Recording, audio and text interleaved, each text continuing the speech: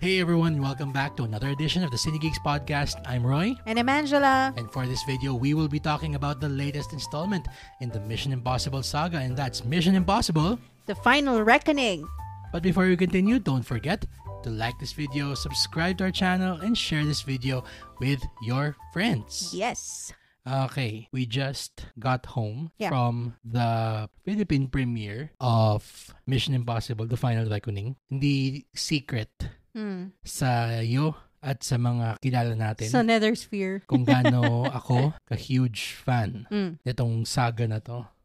Yes. Tipong Super fan lang yes. naman. Actually, kung tutuusin, yung isa sa mga installment na itong scene na to, or itong franchise na to, actually helped me lose a crap ton of weight. Na-inspire ka dun sa takbo ni Tom Cruise. Oo, back in 2018, pagkatapos nating, literal siya, pagkatapos nating panoorin yung Fallout. Ano yun hapon yun sa MOA. Pinanood natin siya, opening day. Of course. Tapos, parang, alam ko, kakakuha pa lang natin nung, yung mga membership sa Slimmers World nun. Slimmers World? Pero hindi natin siya ginagamit. Parang pinili pa lang natin siya, pero hindi natin siya ginagamit. Pero pagkatapos natin siyang mapanood dito, doon nung hapon na yun, takbo tayo bigla ng Slimmers sa Mega Mall. So, bigla Tumakbo ka ala Tom Cruise, yung ganun. Oo, and yeah, the rest is history. So, yun lang naman ang importance na. Ikaw ba? Ano mo sa Mission Impossible na the franchise? Nakaka-inspire yung mga female figure nitong franchise na to. Yes, oo. Especially super. Ilsa Faust. Siya talaga yung pinaka-favorite kong character. Ilsa Faust. Parang siya yung Vesper ni James Ethan. Bond. Tama. Hindi si Michelle Monaghan Hindi si Julia Stiles. Julia Stiles. Si Julia Hunt pala. Sabi ko Julia Stiles. Julia Stiles. What? Ay, naalala ko nga pala, speaking of yung female characters na sobrang yung strong. Ito, ano pa to, way back 2011, yung sa Ghost Protocol. Naalala ko nun, crush ko nun dati si Paula Patton. Oo, kaya bigla na siyang nag-disappear na. Oo nga, ano nangyari dun? Ewan ko. Sa karakter niya? Ewan ko yun, wala na Parang hindi siya properly written off, no? That's true. Pero let's, just dive into it. Ange, what did you think of Mission Impossible: The Final Reckoning? Unang-una, let me just address this kasi nangangati yung utak ko Sorry Sige. Pero, di ba, binago nila yung title nung Mission Impossible 7. Yes. Ginawa nilang from Dead Reckoning, Dead Reckoning Part 1. Ayan, proof na ang original title niya talaga dapat Mission Impossible: Dead Reckoning Part 1. Binago pa yan kasi dapat Dead Reckoning lang. Dapat Dead Reckoning lang. And then, nilagyan nila ng Part 1. Part 1. Kasi nga, yung pala, hahatiin nila yung final movie. True. Nagiging two-parter siya. Diba? So, kaya meron ako dito biglang collector's edition na steelbook na may part 1 pa. Anyway. Ang expectation ko, given that title, is magiging Dead Reckoning Part 2. Ito. And then, nawala yung Part 1, Part 2 in this title. Tapos, naging Final Reckoning na lang siya. True. So, para saan yung Part 1? Yun yung question ko. Sorry. Yun yung question ko. Sige. We're gonna dive into yung mga ganong aspect ng sine. Maya-mayang konti. Okay. Pero let's just start with, the things that I'll say, sige, I loved about this. Okay. Okay? At 60 plus years old, my God, Tom Cruise is still stunting the hell out of his movies. Just give him an Oscar already. Di ba magkakaroon na ng Oscar for stunts? Ito na yun. Sige na, bigyan niya na kay Tom Cruise. Alam mo yung... Bago pa siya magkaroon ng permanent damage. Naalala ko dati nung... Alam mo yung isang stretch ng parang 4 or 5 year stretch na ang daming sine ni DiCaprio. Na puro best bait. actor, puro Oscar bait. Na ang naging joke na doon, parang, uy, bigay nyo na yung best actor dyan kasi baka biglang mamatay na yan para makakuha. Before he hurts himself. Ending, yung kanyang best actor winning role niya, not necessarily his best role, pero kung saan siya nanalo was for The Revenant. That's debatable actually. Oo. Ay, ano pa rin? Wolf of Wall Street pa rin yung best niya. Yun na nga pero pinanalo siya sa Revenant dahil he went to extreme measures na talaga just to get that Oscar. Diyos ko, naalala ko yung he ate a bison liver raw. Ang hindi ko talaga makalimutan yung he laid inside a corpse. The carcass of a bear. Hindi naman talaga. Baka mamaya na-announce sila ng PETA. Pero anyway, yung dito sa kay Tom Cruise sa Mission Impossible, talagang since ginawa nila yung 3 na sobrang focused on the realism of the stunts, sobrang everything is on camera, as much as possible, zero CGI, talagang pinanindigan niya. Etong Dead Reckoning, yung kanyang parang piece de resistance na stunt doon, yung tumalun siya sa yung bangin na nakamotor siya. Obvious na CGI yun. Pero, papagbibigyan ko siya personally kasi pandemic nun. Yes. So, talagang lahat ng pwedeng work around, ginawa nila. And for what it's worth, Dead Reckoning Part 1, or Dead Reckoning na lang, was entertaining although flawed. Or The Final Reckoning Part 1. Naguguluhan talaga ako dun sa title. Pero yun ang masasabi ko sa kanya. Talagang the dedication of Tom to the stunts and the rest of the cast na kita natin yung dedication nila to talagang making sure that the action is as crisp and as hard-hitting as possible. Props kay Pom Clementif. Yes. Grabe, sobrang parang makita mo yung mga fight scene niya, talagang parang makabali buto eh. Grabe pala yung athleticism niya, no? I never realized because of her role sa MCU na mas more parang, ano ba siya doon? Si Mantis. Parang telepath lang siya, di ba? Parang ganun, or empath, parang ganun lang siya. Tama, empath. Hindi siya nag-physicality masyado.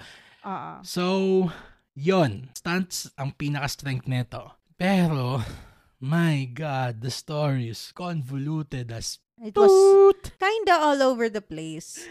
I don't know what it's really trying to say. Sabihin. I mean, yes. I mean, given naman na dun sa previous movie, sa Dead Reckoning Part 1, base na lang ako dun sa nakalagay dyan, na AI evil, AI bad.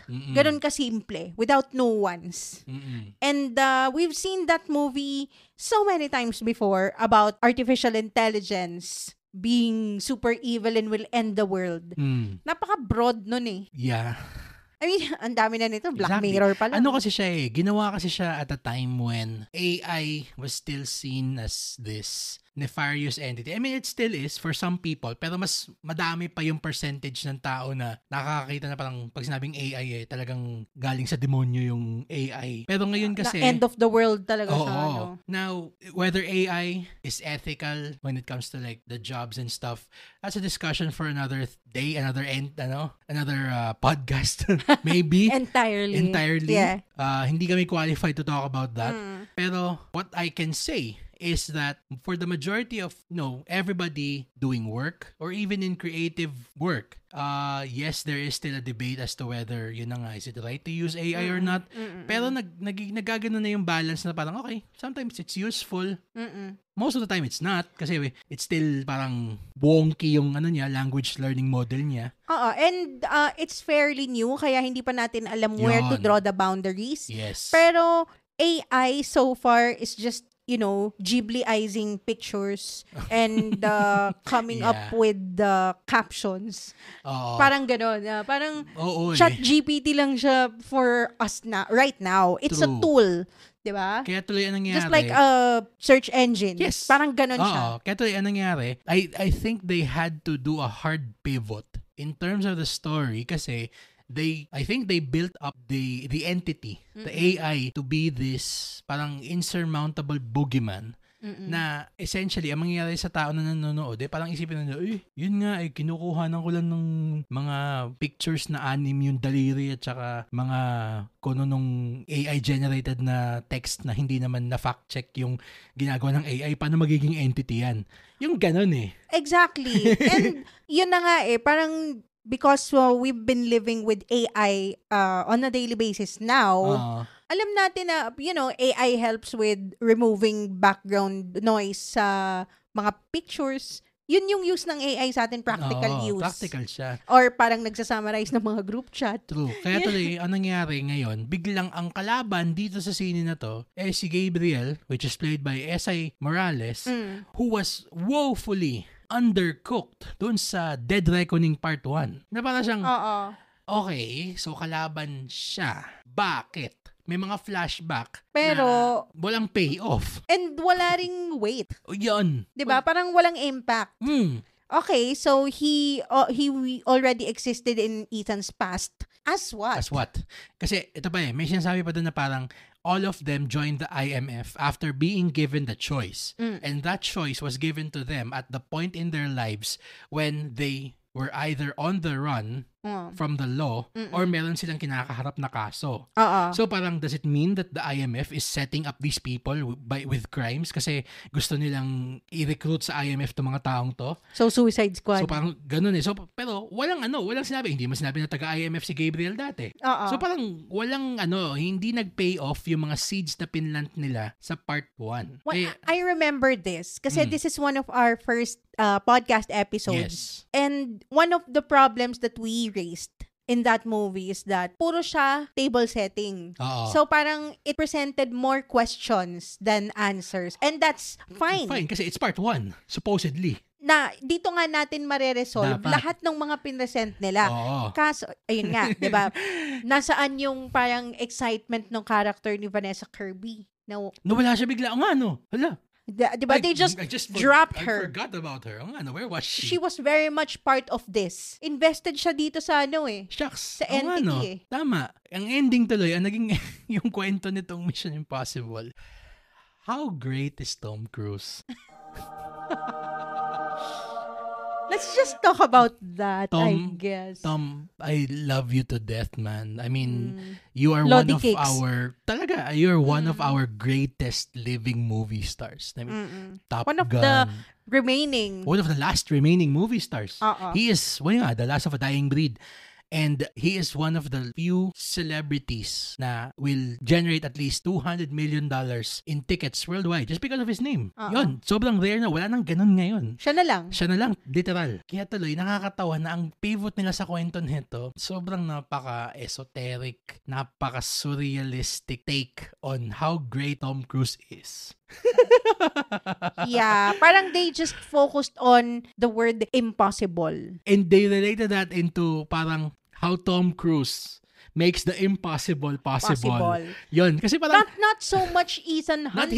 No. Kasi yun nga yung hinahanap ko the character and the journey he's gone through, all the people he lost, 'di ba? Just the last movie na namatay si Ilsa. So parang iniintay ko na magkaroon siya ng closure about that before moving on to the next girl.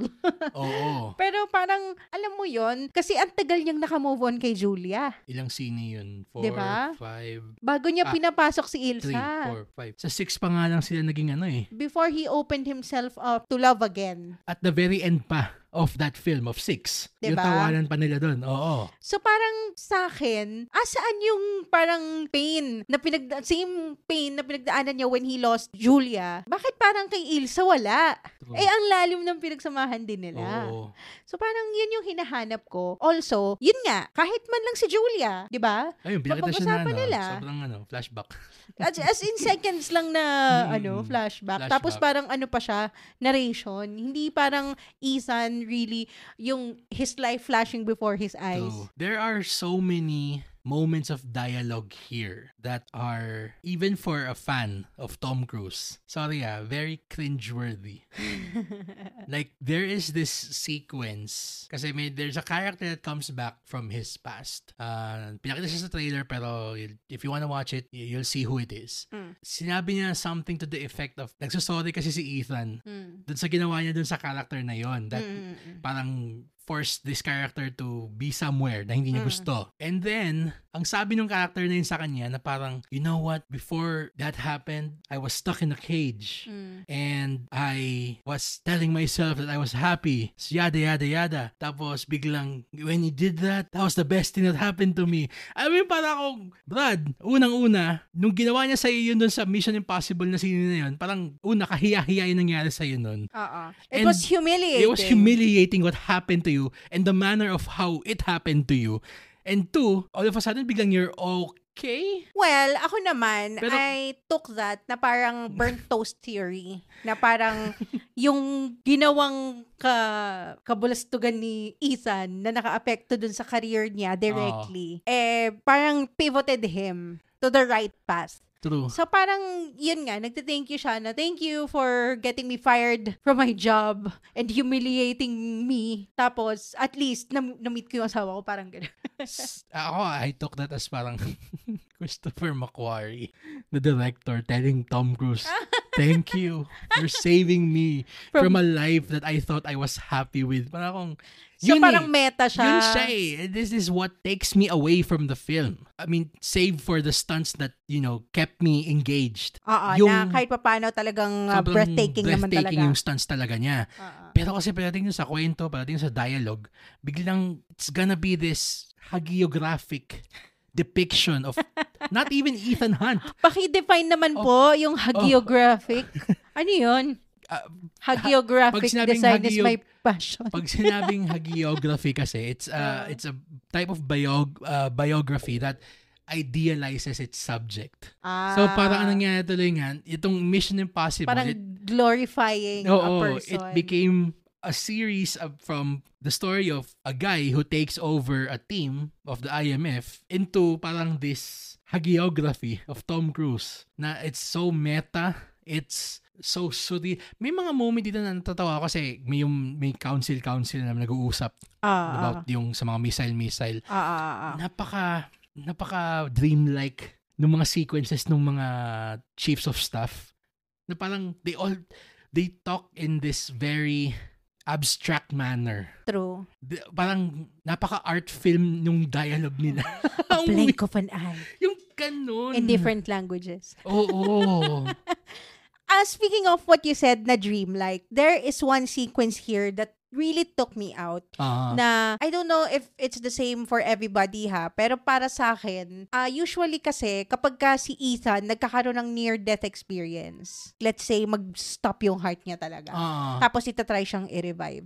Parang, syempre, magkakaroon ng parang, kunyari, mamamatay siya laging, talagang ito na yun, ganon. Tapos, syempre, nire-revive siya nung kasama niya, kung sino yung part ng team niya. Tapos, alam mo yung up to the last stretch na hanggang saan nila pwedeng i-push yung anxiety mo about Ethan dying. Buhay siya ulit. Parang ganun. May moment dito na parang, yun na nga, may mission siya, may ginagawa siyang ganun, still this heart-stopping, anxiety-inducing sequence, set piece ba? Sobrang haba let me just say. And then it decides to end it in the most dreamlike manner. Na hindi mo tuloy alam kung nagising ba siya doon?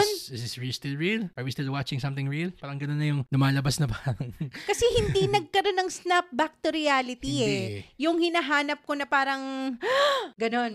Wala. I mean, yun this movie is so weird. Sabi ko nga kanina, diba, as we were talking about it, pauwi, sabi ko parang for a movie entitled The Final Reckoning, parang you don't feel the finality of it. Yun. Well, I mean, let's hold off on spoilers. Pero sige, yun na lang. We'll say that, yun nga, I agree. Doesn't feel final. Let me just end it there bago pa ako makapag-spoil. That's true. Ay, again, the set pieces, the stunts, wala kaming masasabi. I mean, yung Tom action, Cruise, wala akong problema. Ibang klase talaga yung death wish ni Tom Cruise. Di ko na alam kung ano pang pwede niyang gawin. True. Baka pupunta siya ng space na. Yun na yung last niya. The Final Frontier. Mission Impossible, The Final Frontier. Final Frontier. Kasi na gano'n, di ba, nasa aircraft carrier siya kanina. Nag-crossover na yung Mission Impossible tsaka yung Top Gun. Susunod na crossover niya, Star Trek na. Mission Impossible, The Final Frontier. Fast and Furious. Lalabas sila, Ludacris. Nasa space pa rin sila, Sila Tyrese tsaka si Ludacris. Umiikot, nag-orbit pa rin sila sa space. Yung kotse nila kapag outer space, di ba? Tatagpo silang ganun doon. Lahat tayo ko-conquer ni Ethan. I mean, stunts, great. Action, great. Cast, game, walang problema. Pero head-scratching script, a baffling choice to focus instead of Ethan Hunt, pero basta kay Tom Cruise, the person. And such a weak villain. Yeah, weakest villain in the series. By far. Weaker than Doug Ray Scott. Jesus Christ. I mean, I'm gonna say something blasphemous. Okay. Mas entertaining pa yung Mission Impossible 2 dito. Yeah. Sa stunts, hindi naman. Pero... Yung stunts pa rin talaga yung nagdala nitong movie na to. Pero sa story and the villain, talagang... Ito, walang doves dito habang tumatakbo si Tom Cruise. Sa Mission Impossible 2, naglalagablab na lahat. Tumatakbo siya. Slow-mo pa. Tapos may gaganong bigla sa gilid. Saan ka? Medyo na-bother John ako. Woo. Woo! Medyo na-bother ako actually dun sa sobrang daming zoom-in shots niya. Especially sa beginning. Parang it feels like a TV show. It doesn't feel cinematic for me. Pero, of course, correct naman niya. Later on. Pero yun nga parang naging disjointed tuloy. Kasi ang habang stretch, Act 1. Alam mo yung naisip ko na lang, sige, before we wrap this up, last thoughts ko na lang, this feels like, alam mo yung mga show sa Hollywood, mga theme park. Yung parang pinuntahan natin dati sa Universal Studios sa Singapore. Yung parang yung Water World. Yung parang siyang stunt show na walang kwento. Makikita ka na ng mga tao naka-jet ski, sumasabog sa gilid, tapos nagba-backflip, tumatalon sa tubig. Para siyang ganun. This movie is a sequence of set pieces. Yes, it's a sequence of set pieces held together by a flimsy script and the weird decision to focus on its star, not even its main character. Yan. Parang it's really glorifying Tom Cruise, not Ethan Hunt. Na parang only Tom Cruise can save the day. That son of a gun. Only Tom Cruise can save cinema. That son of a gun did it. Yeah, that son of a gun. Pero, I mean, if you're a fan of the series, you owe it to see this one in the cinema. Kasi, I mean, the last big set piece was still White Knuckle. Yung pinapakita sa trailer niya sa aeroplano. Yeah. Exciting pa rin siya. It's not the helicopter chase in Fallout, pero still exciting nonetheless. Pero we have seen that before. Yeah, better. Yeah, mas exciting pa rin yung una. True. Para sa akin. True. And Henry Cavill, of course. Mas compelling pa siyang villain. Actually. So, for Mission Impossible, The Final Reckoning, anong grade natin? Solid B+. Yeah. Just for the stunts. I agree. Yeah. Alam mo yung dalang-dala siya nung yung death wish ni Tom Cruise. Tsaka yung stunt work na itong gumawa dito.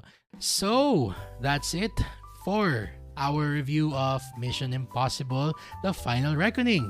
If you've seen it, tell us what you thought about it in the comments below. Or if not, tell us what your favorite Mission Impossible installment is so far.